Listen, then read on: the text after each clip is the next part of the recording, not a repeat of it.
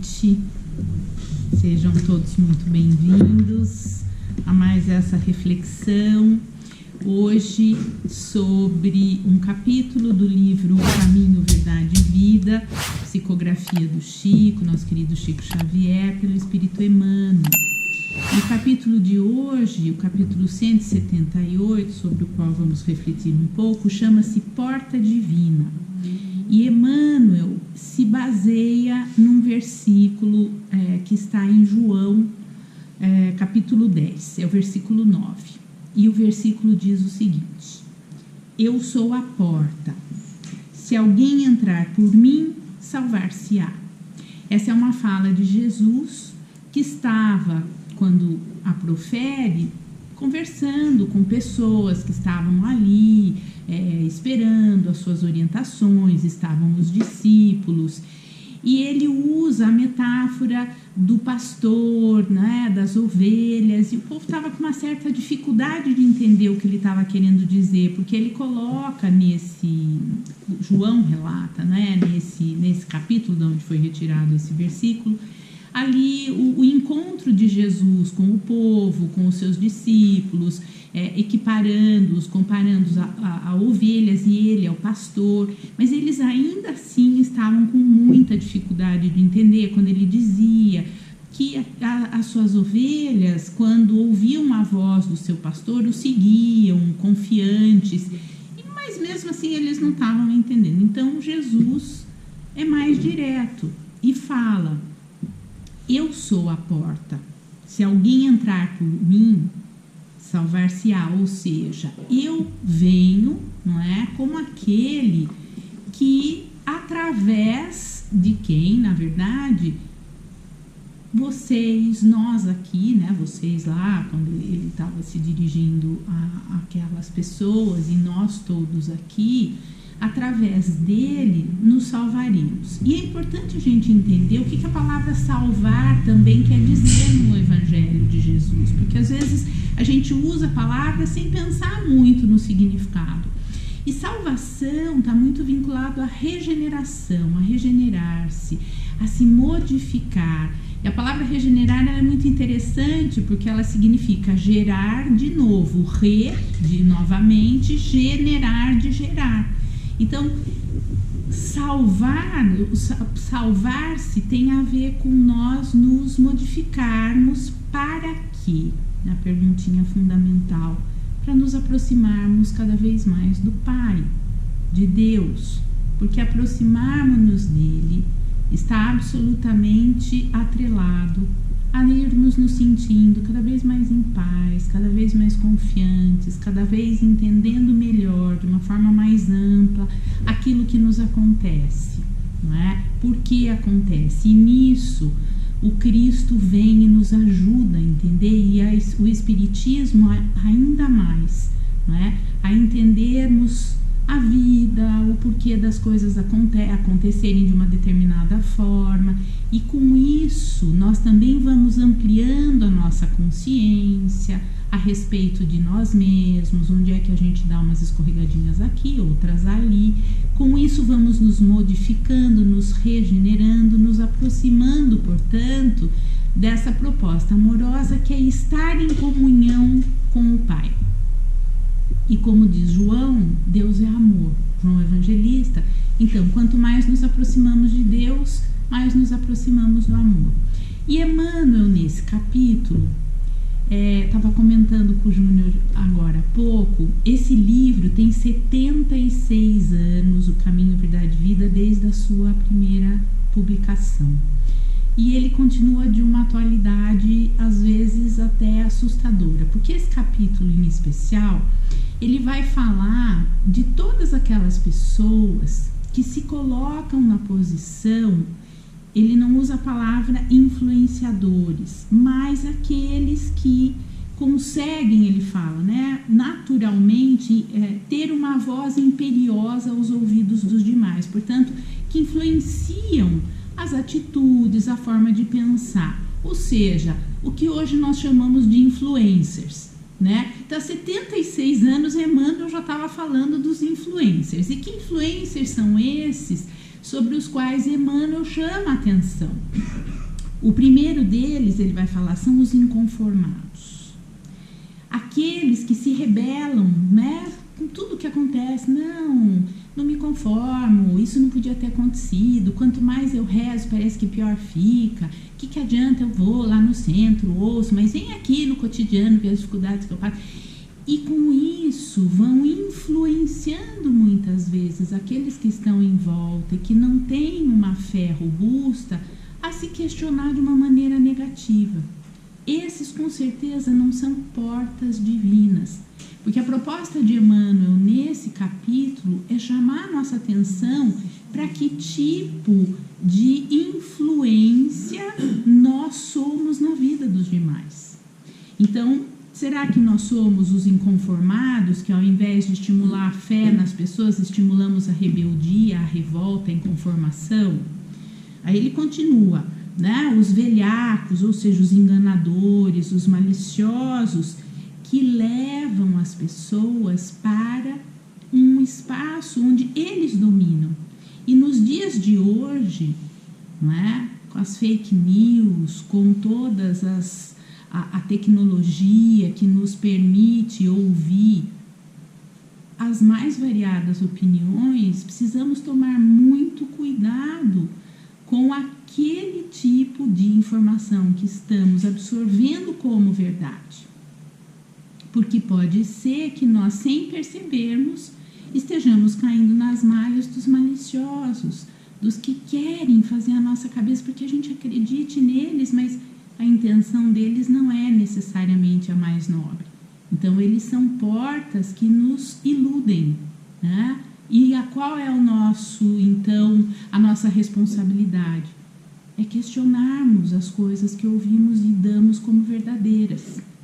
Aí ele fala, por exemplo, dos escritores de futilidades, nos convidando a pensar no tipo de leitura que fazemos, mas chamando atenção para as pessoas que se dão ao trabalho de não disseminar ideias construtivas através da sua habilidade, não é, de escrita, da sua habilidade de comunicação.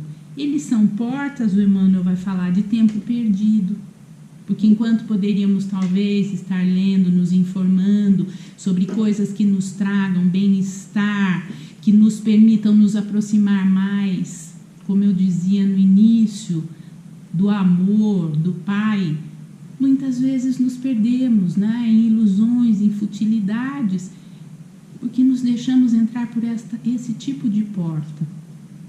Aí eles nos lembram, Emmanuel nos lembra dos maledicentes, aquelas pessoas que tudo, elas veem algo ruim, elas só reclamam, elas falam mal, elas fofocam, elas criticam, e Emmanuel vai falar, são pessoas que nos levam por uma porta que nos envenena a alma.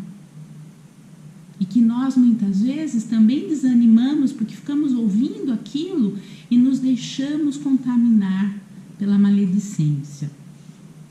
Os viciosos, os que se perdem, não é, nas compulsões, que muitas vezes também estimulam em nós um certo tipo de comportamento. Para que eu vou me responsabilizar por mim? Ou no sentido de cuidar, eu estou tão cansada de tudo que eu quero mais é prazer, eu quero esquecer o sofrimento. E aí ele fala, essa é uma porta que nos conduz a estar em risco, em perigo, ele usa essa palavra, em perigo incessante. Perigo contra a nossa própria existência, contra a nossa própria saúde, a saúde física, mental, não é?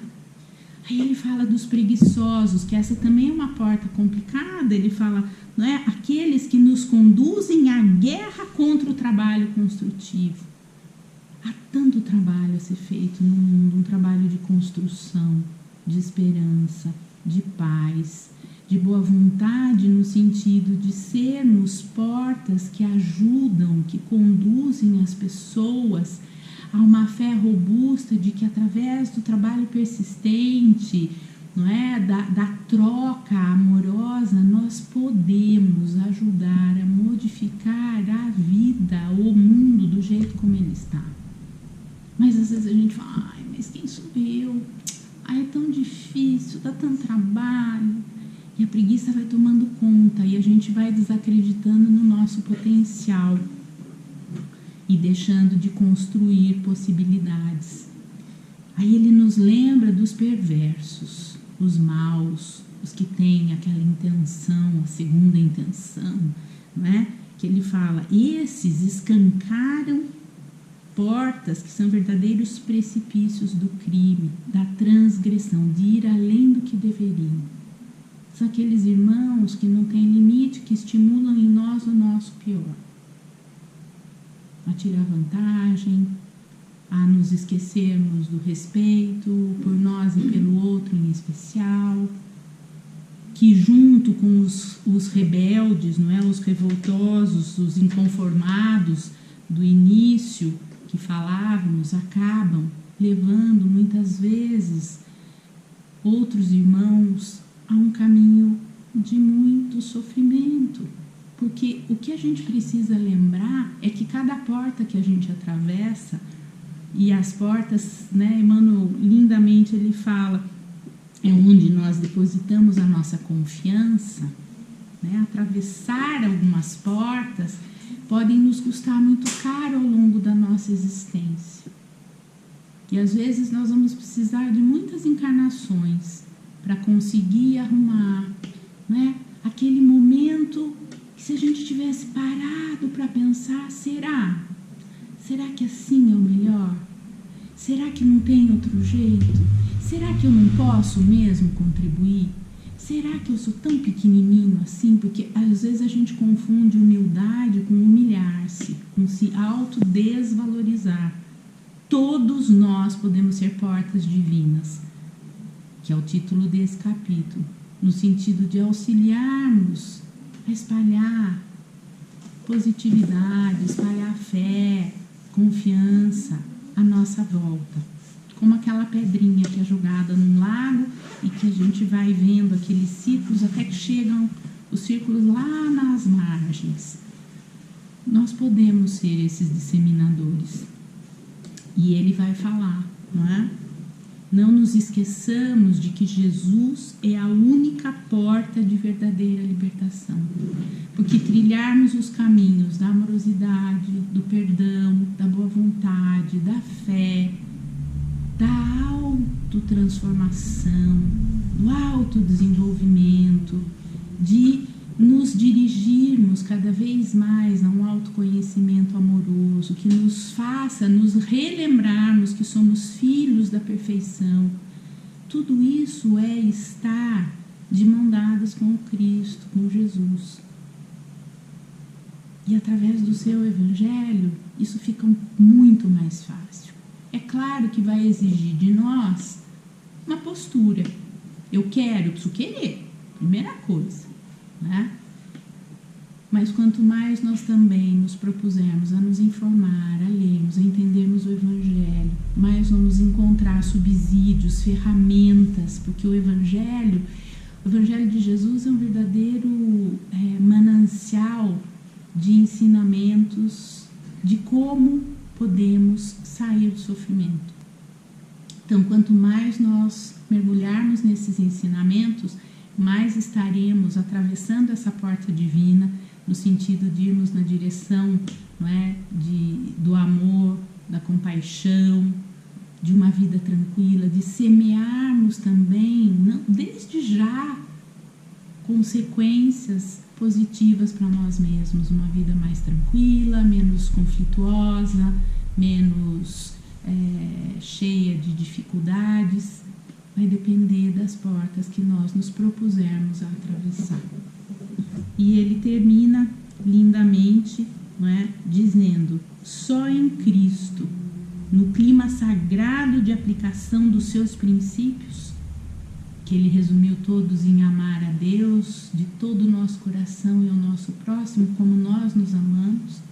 Então, só no clima sagrado de aplicação dos princípios do Cristo é possível encontrar a passagem abençoada de definitiva salvação, definitiva regeneração, autotransformação, na direção de estarmos cada vez mais próximos do nosso Pai, que é puro amor e que não deseja outra coisa senão sermos cada vez mais felizes.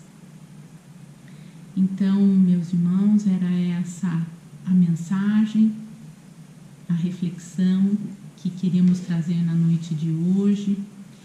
E envoltos nesse clima de amorosidade, de muita confiança, é que eu nos convido a fecharmos os olhos, quem se sentir assim mais confortável, e a trazermos na nossa tela mental a doce figura de Jesus, a sua figura iluminada, amorosa, e vamos pedindo a Ele que nos inspire, nos auxilie a não desviarmos dessa rota amorosa,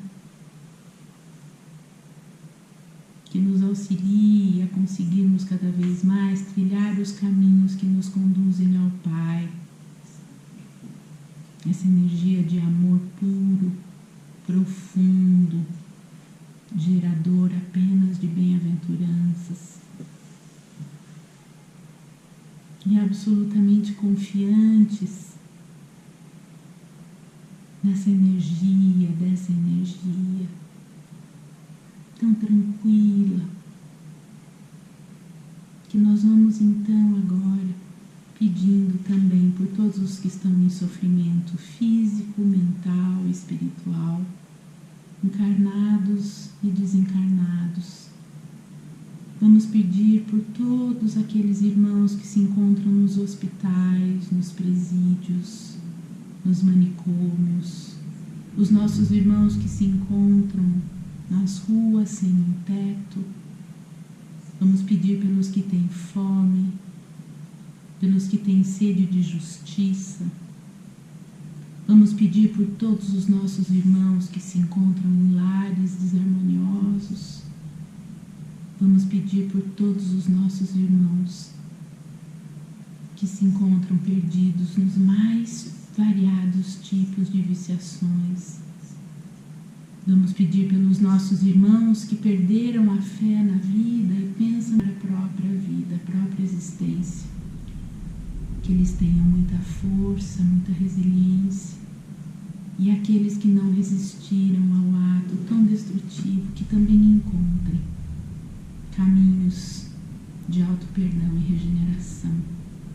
Pedimos pelas mãezinhas que pensam em tirar os filhinhos dos seus ventres, que possam ser envolvidas numa energia de muita consciência e amorosidade e possam desistir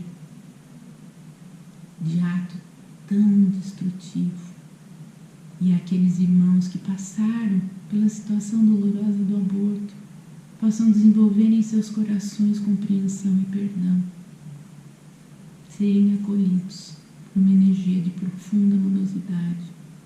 Pedimos por todos os governantes, não apenas os governantes dos países, mas todos os governantes, todos os líderes de todas as instituições nesse planeta, para que possam ter a consciência de que podem ser porta divina, arrastando multidões para o esclarecimento consciencial, para a amorosidade e para a construção de um planeta cada vez mais amoroso.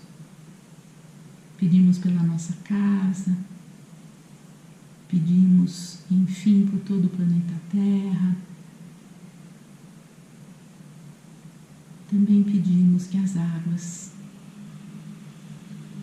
possam ser fluidificadas, que estão ali na entrada. E nesse clima de profunda paz e amorosidade, nós vamos agradecendo a Jesus, a Deus nosso Pai, a espiritualidade amiga, por esse momento de reflexão tão importante, tão esclarecedor, dizendo: Pai nosso que estais nos céus, santificado seja o vosso nome. Venha a nós o vosso reino e seja feita a vossa vontade, assim na terra como no céu. O pão nosso de cada dia dai-nos hoje e sempre. Perdoai as nossas dívidas, assim como nós perdoamos os nossos devedores. E não nos deixeis cair em tentação, mas livrai-nos, Senhor, de todo mal. Pois vossos são o poder, o reino e a glória para todo sempre. Que assim seja. Graças a Deus. Graças